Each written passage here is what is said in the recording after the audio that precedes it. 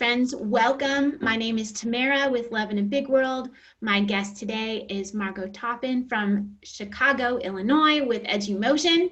I'm so glad that you are here and that she is here to share her wisdom and experience with us. We're talking about how we can use dance to deal with stress and anxiety. And I'll share a personal story about dance with you as we go on through our interview today. But Margot, would you please get us started by telling us more about who you are and what you do? Yeah, sure. So hi, everybody. Again, I'm Margot Toppen, and I'm the founder of EduMotion. And I also am the founder of an outreach program in Chicago called Dancing with Class. And that program started in 2006. We have a diverse network of teaching artists in Chicago who go into schools and teach dance programs, and our focus has always, since the very beginning, been on social and cultural dances, and specifically studying dance from the point of view of how dance is used in cultures to bring people together, to celebrate special occasions, and really just any kind of social context for dance. And for that reason, the outcomes that we've been measuring all these years have always been very much connected to relationship building and social awareness and a lot of social emotional learning skill development. And so as sort of the social emotional learning movement has emerged, that's become increasingly more explicit and intentional in our curriculum and in the ways we teach.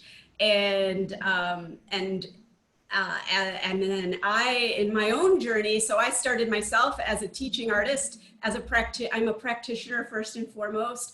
I love the work we do. I'm so passionate about it. And that's because I know the outcomes that are possible. And in addition, like the research showing how dance is particularly a powerful social emotional learning tool.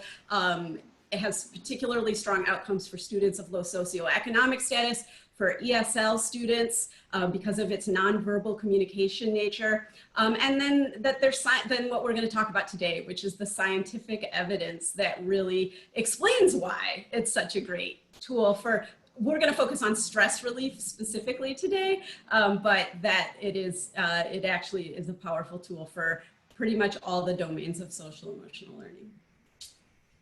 Awesome, thank you. So we are living in a time of incredible trauma and stress, anxiety with this pandemic. So share with us, what are some ways that we can use dance and that type of creativity to relieve the stress and anxiety? And like we were talking about a few moments ago, either for ourselves as adults in the lives of children or with the children that we serve. Sure. Right. So I guess sort of the powerful aspects of dance have to do, the reason dance is so powerful when it comes to stress relief is I attribute it to 4 reasons. So first of all is the fact that movement, so exercise. So we all hear about self-care and all these things. And the common themes that emerge is get exercise, play music, do something creative, connect with people socially. And so when I step back as a dance practitioner and I say, okay, I'm gonna move and play music and be creative and connect with others. Well, I do all 4 of those things at the same time when I'm dancing. Particularly the dances I love, the social element, it is not necessarily part of all dance, but it's definitely a big part of the dances that I particularly love. So yeah, so really it boils down to the simplicity of that, that when we move our bodies, physically what's happening is we're boosting our endorphins, and our endorphins are our pain perceptors, our perception of pleasure. So we're changing our hormonal balance simply by moving our body. Similarly, when you play music, it is shown to reduce cortisol, which again is that kind of fight or flight fear factor. It calms you down. So if we say, well, exercise, moving, yeah, like running is great, treadmill is great, but when you add in the component of music and it becomes a dance, then you are actually compounding those scientific benefits. And that's the magic. You mentioned the word magic before we started, and I think that, or maybe someone in the comments did, but I truly just do see it as it's like miracle cure for stress. Mm-hmm. So tell us more about the creativity and connection piece and the benefits of those as well. Yeah. So then going past that, the creativity piece is just, and it applies to this research, or the science piece of it applies to any creative endeavor. And so it's why like art making and music making and dance and all creative endeavors, it actually boosts your immunity. So what happens when you're being creative, when your brain and body are engaged in a creative process, is it's the CD4 lymphocyte count. It's the blood cells that fight off disease and infection actually go on hyperdrive and like kick in. So I'm not a scientist, and I'm not saying these things in purely scientific terms, if anyone's out there fact checking me, but that's what's happening. And so that is part of the science also behind the stress relief. And that's the part that when you're being creative. So we've got the hormonal balances working to our benefit when we're moving to music. So movement and music have these hormonal shifts, and then being creative, engaging in creativity actually is this immune system boosting physiological response that our body has. And then social connection. So social connection is really important for heart health. So there's lots of studies about, like, for example, heart attack survivors who are studied, and like those who report feelings of loneliness or isolation are much more likely to die within several years after having a heart attack than people who say they are socially connected or feel socially connected. And then there's other similarly corresponding research basically that shows that heart conditions are largely impacted by our level of social connectedness or lack thereof. And so again, when you engage in dance in the way that I do, in the way that my organization promotes for youth, is doing it in a social context and bringing people together in a social way. And so, you know, that's one thing I'm really struggling with right now in this time of social distancing, right? I was gonna just ask about that. Yeah. Distancing are like polar opposites, but they don't necessarily have to be. And there's plenty of examples on the internet right now of people still finding a way to connect with one another through dance, even if they can't physically like embrace and dance together in the traditional sense. Mm-hmm. And does it have the same positive benefits even if they can't touch?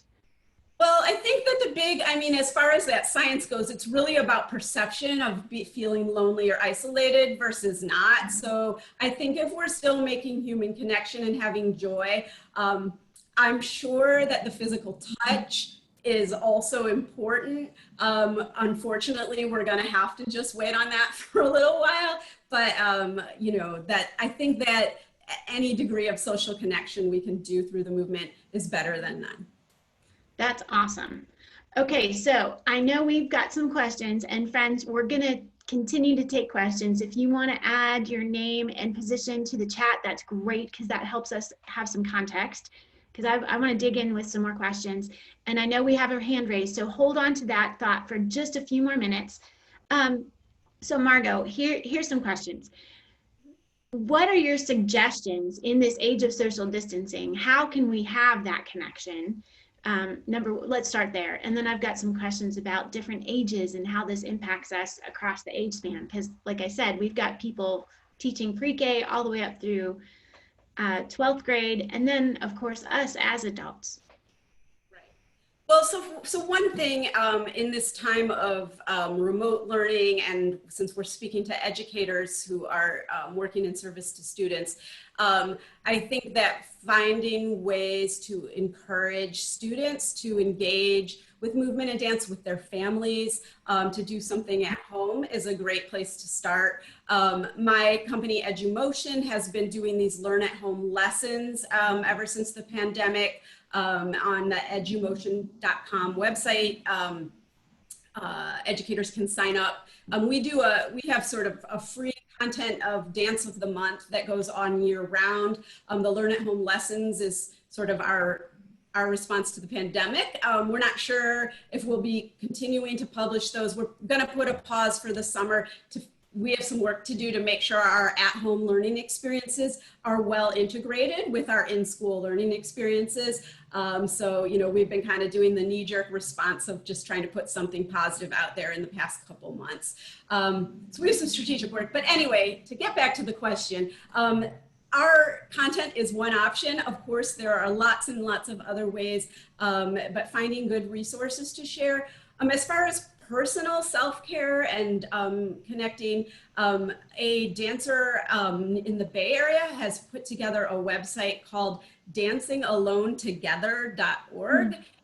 And you can go on that site and actually find she's just collecting, so whether you want to just watch live performances or participate in live stream classes, there's like a lot of, it's sort of a crowdsourced site of cool ways to do dance during the pandemic, or observe dance, or just engage with dance in general during the pandemic.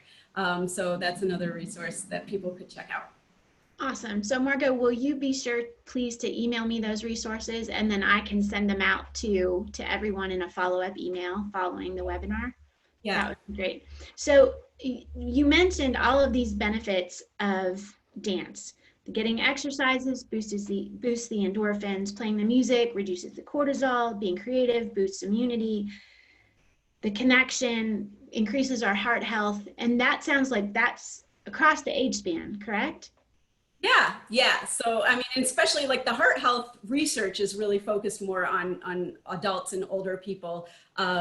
So none of that research is specific to kids. It's just universal for humans. Okay, so this sounds like dancing, it just makes for a healthy lifestyle. But what about those people that say, I can't dance? Right. Well, so yeah, so I mean, so if you're somebody who doesn't personally feel comfortable with dance,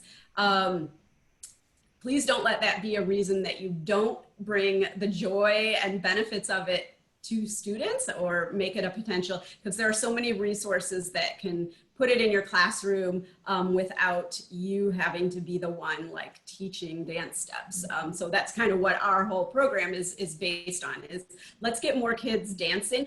And also, like, let's introduce them to this while they're young, so they don't, because I believe that, well, and actually, if we have time, I'll do a quick activity, which is based on Anne Green Gilbert's Brain Dance, which, if there's any dancers in the crowd, probably are familiar with already, but it's about the developmental process of a baby and a baby's sensory, the stages a baby goes through in their sensory motor development.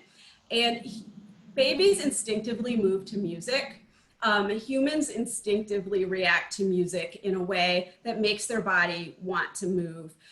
So if you believe you're not a dancer, it's most likely that at some point you were socialized, or you socialized yourself out of it. So you maybe had a negative experience, or whatever. And not to say, I mean, certainly there's certain people that are like, I wish I had the aptitude of Juliana Hough, I'm not her, and that's not my dance story, but I have obviously a love and passion for it. So I guess just find your comfort zone within it and find what makes you happy, and try to, and then, like I said, but also don't let your own sort of adult wiring prevent you from finding out if it's something that could be a meaningful intervention for students that you serve.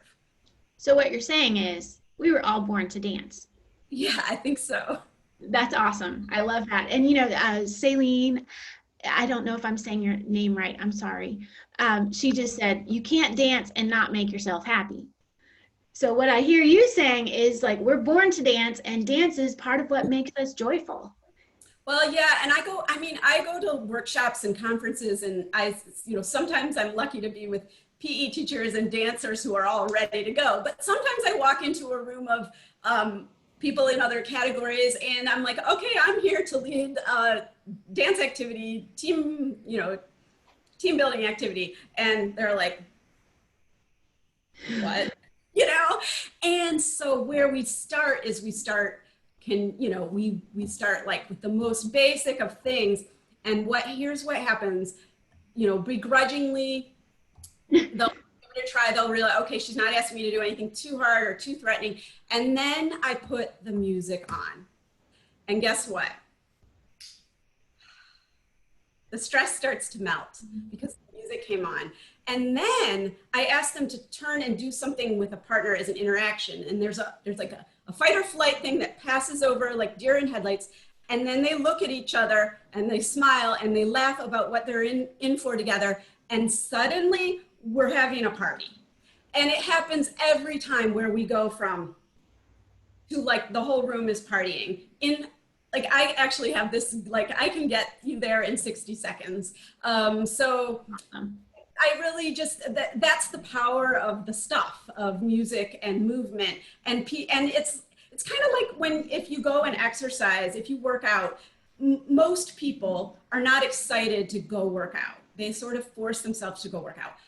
But most people, after they're done working out, it's almost never that you're like, that sucked. You're almost always like, I'm so glad I did that. I feel so much better.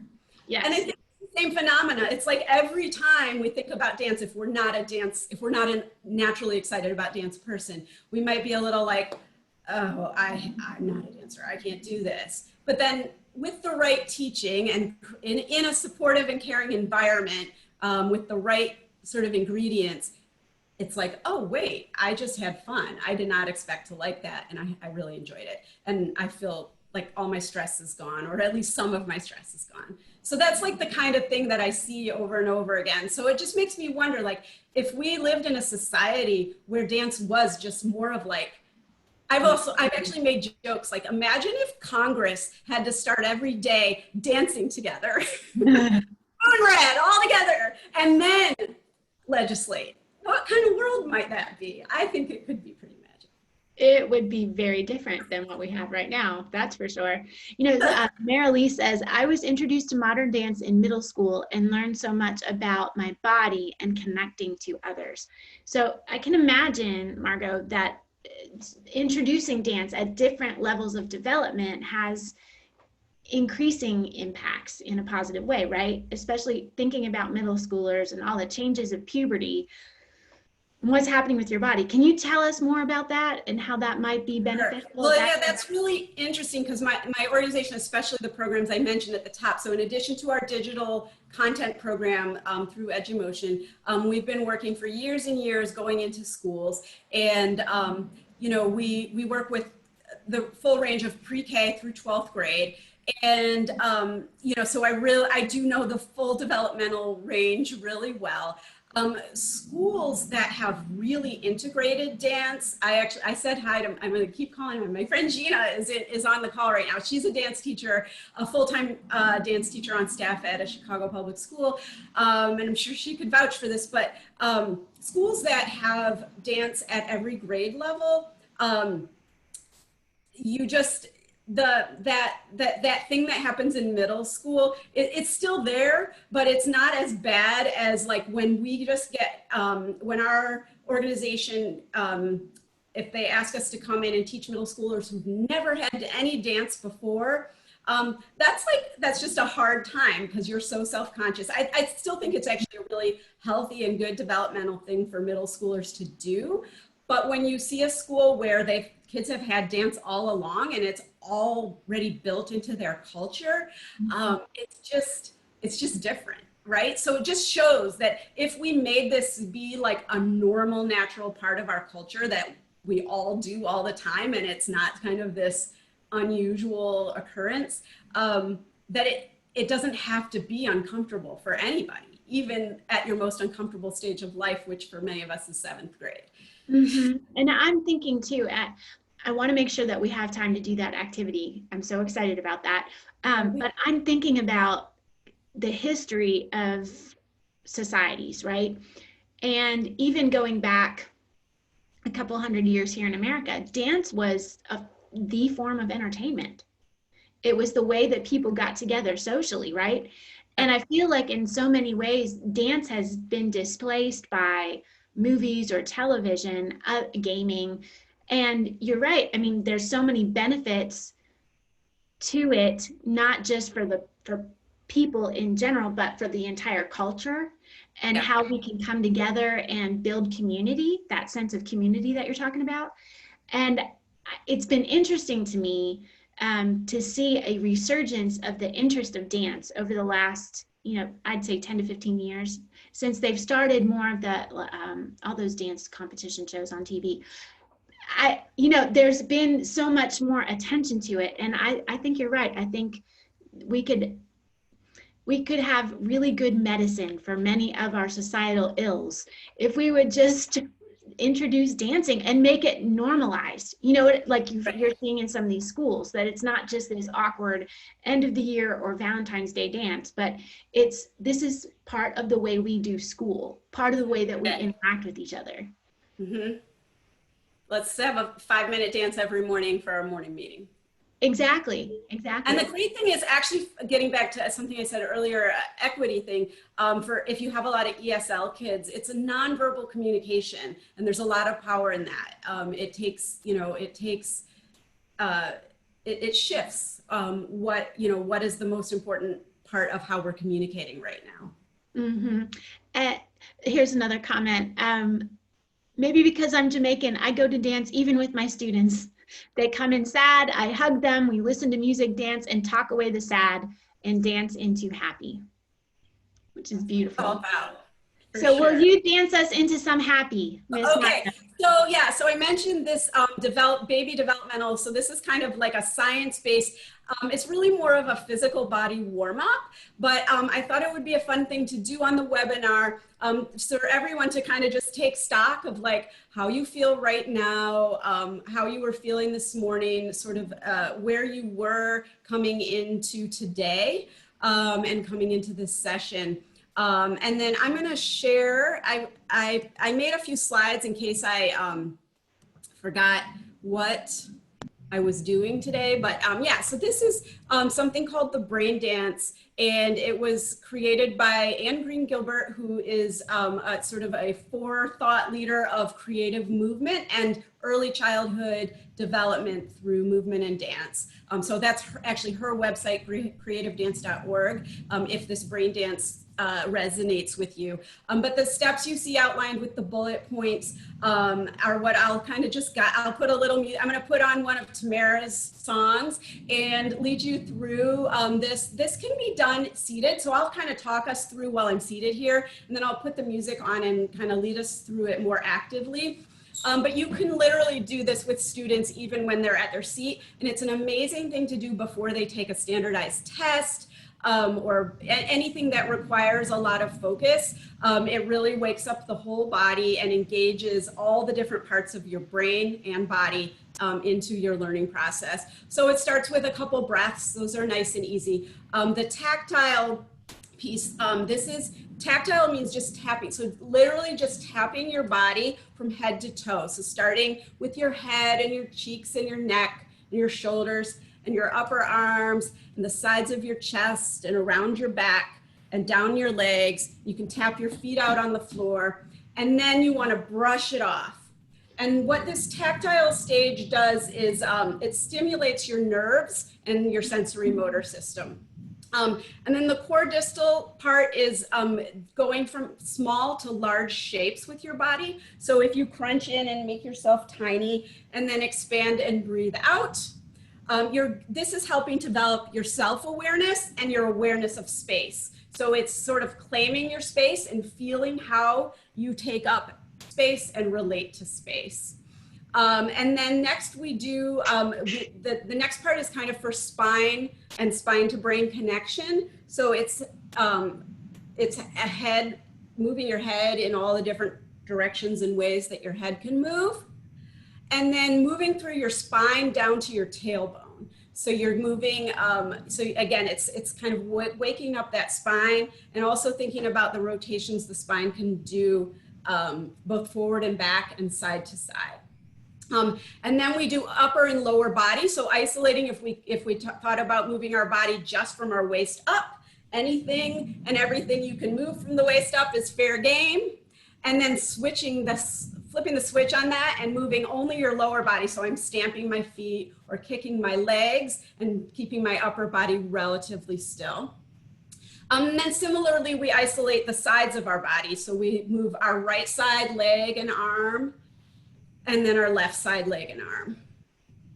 Okay, and then to stimulate creative thinking and make sure both sides of our brains are working together and helping us focus, this next one's really important, which is cross-lateral movement. So the first cross, that's anything where you cross from one side of your body to the other. So I like the classic John Travolta, Staying Alive is a great cross-lateral move. Make sure you do both sides. But then another important one is actually eye tracking. So this again goes to the stages of baby development. And a good way to do this is to hold a thumb out and to bring it from one side of your body to the other and track it with your eyes. Or the even more fun version of this is the good old fashioned sprinkler move. All right. So those are a few of the cross-lateral and eye tracking moves. And then the last vestibular, that's the hardest one to do in your seat unless your seat spins like mine. So that is keeping anything that helps build balance. So spinning and bouncing and helps you with your balance. And then we'll finish again with some breath. So I'll put the music on really quick and just kind of show you what that feels like when you put it on the music and try to do it all. I'm going to stand up, but you guys can do it sitting or standing.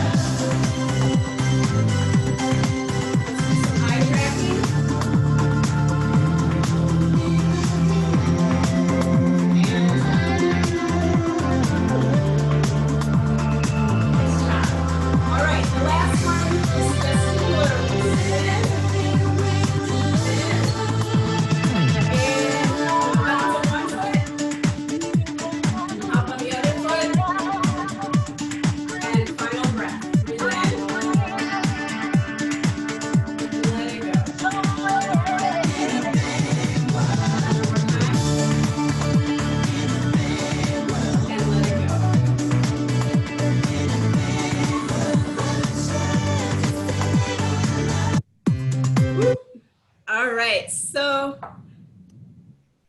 Margot, that was awesome. I hope that some of you followed along. Now I ask you. I was like, they can't see me, but I'm doing it all except the All right, spin. so feel your body. So how does your body, if you followed along, kind of tune in for a second and ask your body, do you feel a little different now? And if so, in what ways? I just feel more happy. I mean, like you were saying about just tapping into joy. And I'm gonna tell you, today was a really hard day for me.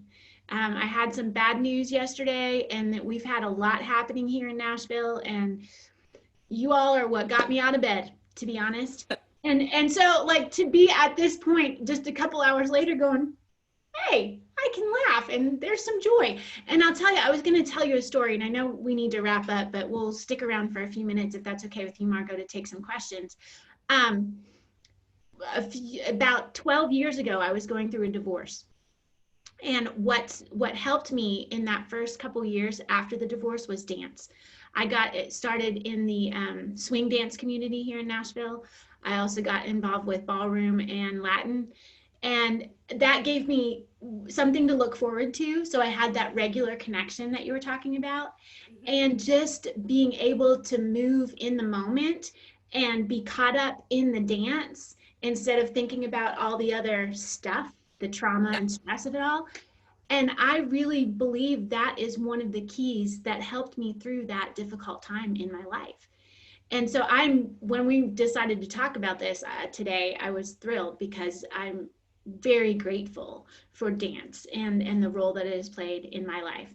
So some of our friends are saying they feel energized after that. The tension's been released from their back and neck.